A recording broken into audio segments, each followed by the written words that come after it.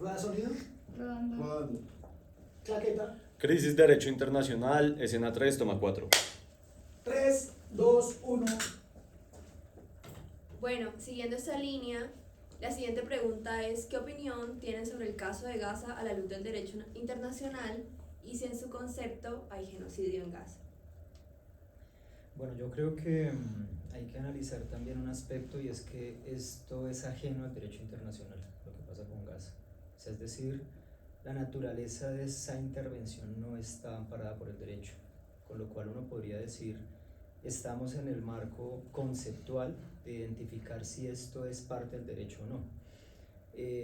Muchas de las narrativas que se construyen alrededor de ese tema tienen que ver con identificarlo como una guerra o identificarlo como un genocidio, lo cual implica que desde el mundo, si se quiere, como nosotros lo vivimos, podemos entenderlo desde el punto de vista de la guerra como algo simétrico, como si hubiera una respuesta, como si hubiera algo definitivamente puesto en igualdad de armas.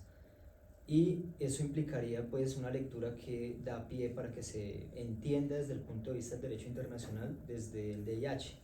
Sin embargo, a mi parecer, y la categoría de la respuesta del segundo punto es que sí hay un genocidio, en tanto me parece que es la categoría correcta. Es decir, estos son más violaciones al DIDH, son por supuesto, están dentro del marco del derecho internacional humanitario, pero estamos hablando de una destrucción total o parcial de una población con una condición especial étnica, religiosa, en un territorio determinado, es decir, cumple con la categoría que nos dice por lo menos el Estatuto de Roma, en el artículo 6 que habla sobre genocidio. Es decir, a mi parecer sí hay un genocidio, hay una expresión de violencia, hay una expresión de violencia deliberada, y eso nos lleva entonces a, si se quiere, controvertir esas narrativas que niegan la naturaleza de ese conflicto.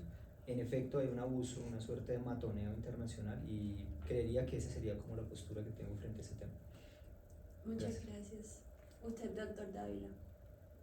Bueno, muchas gracias. Uniéndome a lo que dice el profesor Oscar, sí, en efecto hay un genocidio, toda vez que estamos exterminando un grupo poblacional, una sociedad, una cultura, un país, ya sea pues por su raza, por su religión, por su origen étnico. Recordemos que realmente los semitas son los palestinos, y hay muchos semitas también hoy en Irán, en Irak, los verdaderos semitas que han sobrevivido durante años, siglos, etcétera, y no precisamente el pueblo judío y el pueblo israelí. En eso es que se excusan, y se han excusado durante todo el siglo XX, abusando de la confianza de la comunidad internacional. Primero, pues, de acuerdo a los tratados y a los convenios que se firmaron después de la creación del Estado de Israel, porque ellos mismos han abusado de la confianza, repito, de la comunidad internacional, incluida la ONU, porque el territorio que se les dio fue un territorio restringido, que está documentado, aparece en convenios internacionales, y ellos fueron mordiendo, agarrando territorio, hasta que prácticamente botaron a los palestinos al mar. Y eso es contrario precisamente al derecho internacional, tanto al derecho internacional de los derechos humanos como al derecho internacional humanitario, y en general a lo que llamamos los profesores de derecho internacional, al derecho internacional general, que es el que está compuesto por el famoso ius cogens, o el derecho internacional imperativo, que son unas normas que, así el Estado no haya suscrito, se aplican al correspondiente Estado. Por ejemplo, el caso de Netanyahu, él debe responder ante la Corte Penal Internacional, así Israel no haga parte de la Corte Penal Internacional, toda vez que esos son normas de ius cogens, y el tribunal mismo es parte del ius cogens. Toda persona que viole derecho internacional humanitario tiene que responder ante un tribunal, y eso es lo que ha pasado precisamente con Israel, y en efecto pues este genocidio. Ya lo decía en la anterior respuesta, que hay una orden de captura precisamente de la Corte Penal Internacional en contra de Netanyahu por violación del Estatuto de Roma. Y repito, Israel formalmente no hace parte del Estatuto de Roma, lo que uno diría, pues entonces Netanyahu no tiene que ir a responder allá. No, ya son unas cuestiones más técnicas y profundas de abogados, pero la respuesta es que sí, tiene que responder, y tiene que responder por graves violaciones al DIH y al derecho internacional de los derechos humanos. Muchas gracias. ¿Y usted, doctor Islam?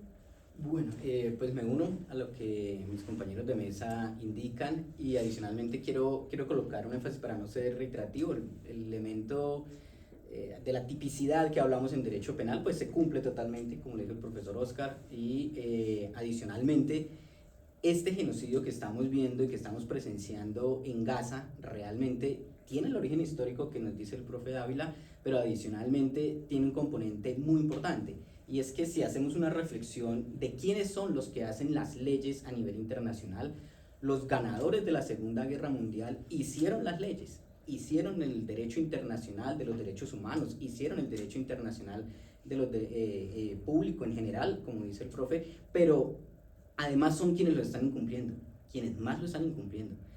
Tener un asiento, reitero, en la ONU y tener un asiento en donde puedo decir veto tal decisión o veto tal cuestión es el elemento que tal vez en los estudios de coloniales más podríamos llamar el elemento del imperialismo más claro a nivel jurídico. Si yo quiero sentarme en esta mesa y anular la decisión de mis compañeros de mesa y decir que no se reproduzca lo que ellos acabaron de decir, y todo el mundo dice, sí, usted tiene, profesor, el derecho a ese veto, pues no estaríamos ante nada más que ante este servidor que se creería dictador de esta mesa. Eso es un problema en el derecho internacional. Y esas normas, curiosamente, que fueron las que también hicieron los ganadores de la Segunda Guerra Mundial, en donde pasó el pueblo judío como la gran víctima realmente, y que nadie está de acuerdo obviamente como con el genocidio contra el pueblo judío, contra el pueblo negro, en general todo lo que algunos erróneamente llaman el holocausto nazi, pero que realmente es un genocidio nazi. Ese genocidio hoy se está repitiendo. Lo que pasa es que hoy lo están haciendo quienes resultaron víctimas en la Segunda Guerra Mundial. Y hoy Netanyahu realmente encarna, en mi concepto, no solo ese criminal de guerra, que técnicamente podríamos denominarlo así, e incluso acompaño la tesis del doctor Dávila, que así el Estado de Israel no haya suscrito estos convenios y tratados internacionales y haya aceptado la competencia de la Corte Penal Internacional, él está obligado como ser humano dentro del territorio que llamamos humanidad a responder por ese crimen. Y no solamente eso, sino que estamos asistiendo a un momento entonces en el que la víctima pasó a ser victimario y ahora está legitimando esa acción, y está legitimando una acción tan grave, tan violatoria del derecho internacional, de los derechos humanos y al derecho internacional humanitario, que podemos decir esto más allá de un conflicto, porque no podemos decir que hay unas partes beligerantes, yo no puedo decir que hay un Estado de Israel contra una organización fuerte en Gaza, contra quién están peleando, no, es la creación del enemigo público. Y aquí quiero acompañar las tesis de los politólogos que afirman que la creación del enemigo público es la estructuración ideal para la violación de los derechos humanos y la violación del derecho internacional humanitario, cuando quien comete esos crímenes tiene las bombas nucleares o las bombas atómicas para poderlo hacer. Hoy estamos asistiendo a eso y es deprimente que el derecho internacional esté presenciando eso y que solamente podamos estar en un debate y no estar realmente viendo cómo en un estrado judicial internacional deben responder estos grandes criminales de guerra. Gracias. Muy bien, gracias. Seguimos con la siguiente pregunta, que es, desde su conocimiento y visión, ¿cómo evalúa el caso de Venezuela y puntualmente del presidente Nicolás Maduro y su esposa Cecilia Flores tras los acontecimientos sucedidos el 3 de enero del presente año? Empezamos con el profesor Oscar. Bueno, gracias. Bueno, pues yo lo que considero es que estamos viendo un ejercicio directo llano de la violencia. O sea, no hay un reglamento previo, no hay una respuesta del derecho frente a esa acción que se comete en Venezuela. Uno puede tener una posición de Venezuela como quiera, de derecha, de izquierda, de centro, lo que sea, pero ese ejercicio de la violencia presentado por el gobierno de Estados Unidos es una amenaza para cualquier gobierno.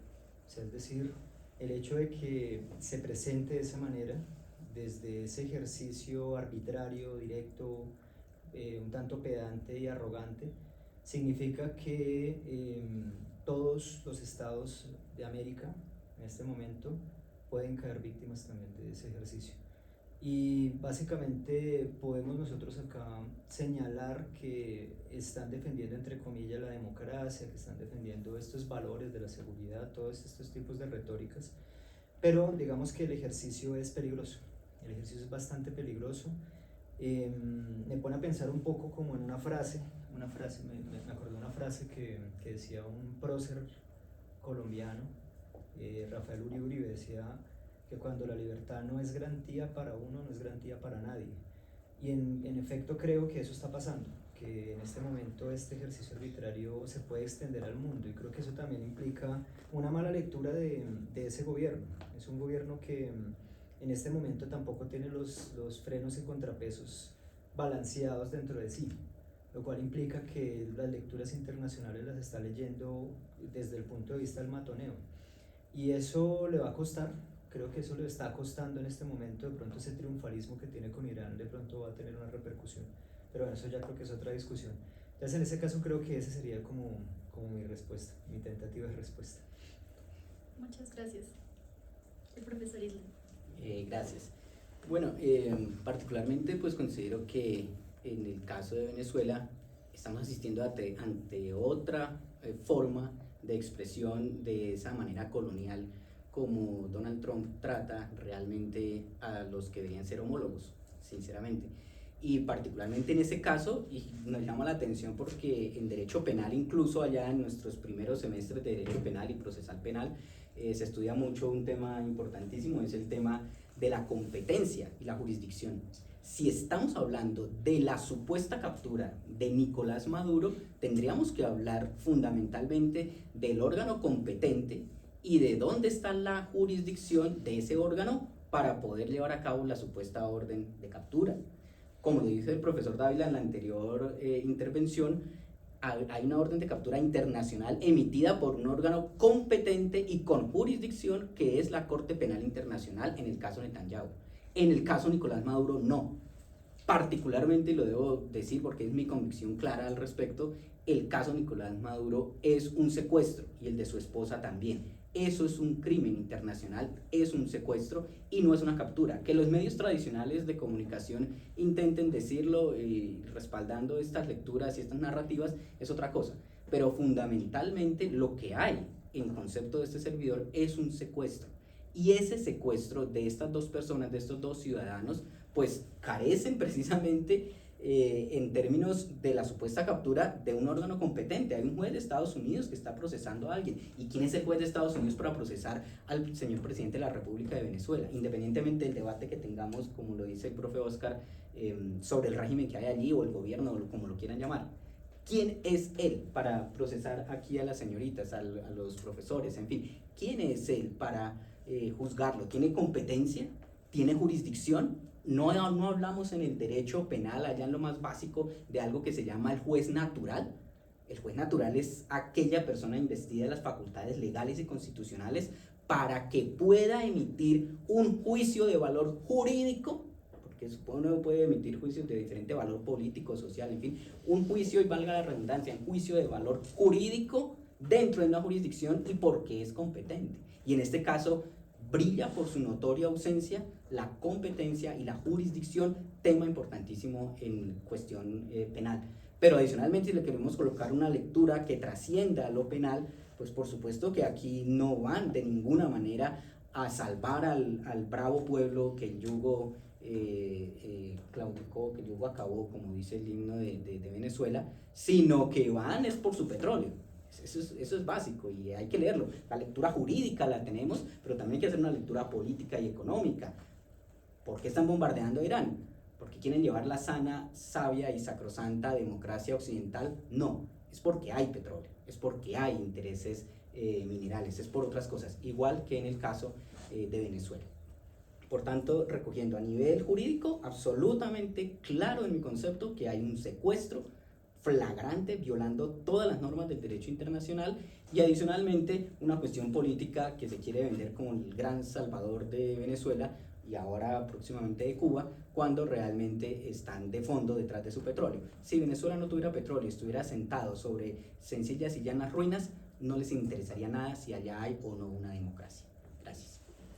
Gracias. Ahora con el profesor Dávila, ¿comparte usted la postura del doctor Islam? ¿Es secuestro? Bueno, más que hablar de la postura o sobre todo de la respuesta desde el derecho internacional, voy a dar una apreciación desde la geopolítica. Pero antes de dar la apreciación sobre la geopolítica, primero no me voy a oponer a la alegría que seguramente muchos venezolanos sintieron, la mayoría, 90-95% de los venezolanos.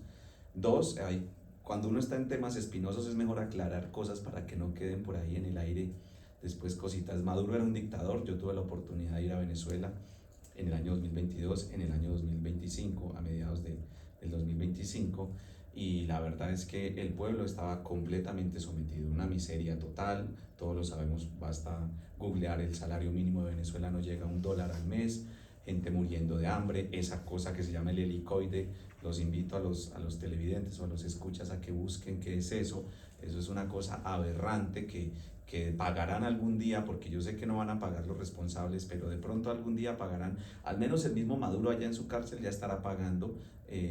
Dicen que esta situación precisamente es de lo más aberrante que se haya visto en los últimos siglos aquí en este continente, pero desde el punto de vista geopolítico, ahí me uno en parte a lo que dice el profesor Isden. Sí, Estados Unidos no es un buen samaritano, Estados Unidos no es Robin Hood, Estados Unidos no llega a un sitio porque es bueno y porque quiero traer la democracia y queridos amigos, instauren la democracia porque los quiero ver felices. No, Estados Unidos llega a un sitio por intereses. Estados Unidos no da puntada sin dedo. Igual Israel, porque detrás ahí está eso que podemos llamar ahora, digamos que los teóricos de la conspiración lo llaman el régimen Epstein, ¿sí? El régimen Epstein, que es Estados Unidos, Israel y por ahí uno que otro detrás. Entonces, ustedes se dieron cuenta que después de Venezuela vino lo de Irán y no al revés. ¿Por qué? Porque ellos sabían que el estrecho de Hormuz se iba a cerrar, donde sale el 20% del petróleo del mundo. Entonces Estados Unidos, que iba a atacar a Irán con Israel, tenían que asegurarse el petróleo. ¿Por qué liberaron, entre comillas, a Venezuela? Por los recursos, pero en gran parte sí, como lo dice el profesor, por el petróleo. ¿Por qué?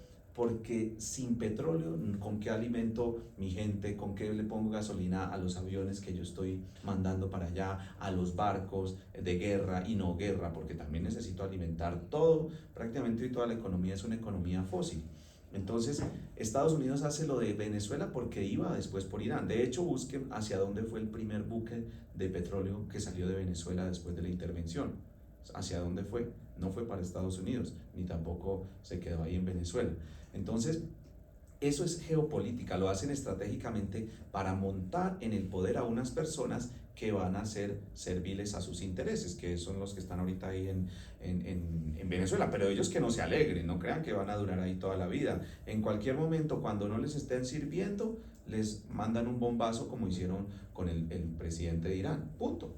Así de sencillo. ¿Por qué el señor Diosdado está calmado? Porque le van a mandar un bombazo si no hace caso. ¿Por qué estos le están haciendo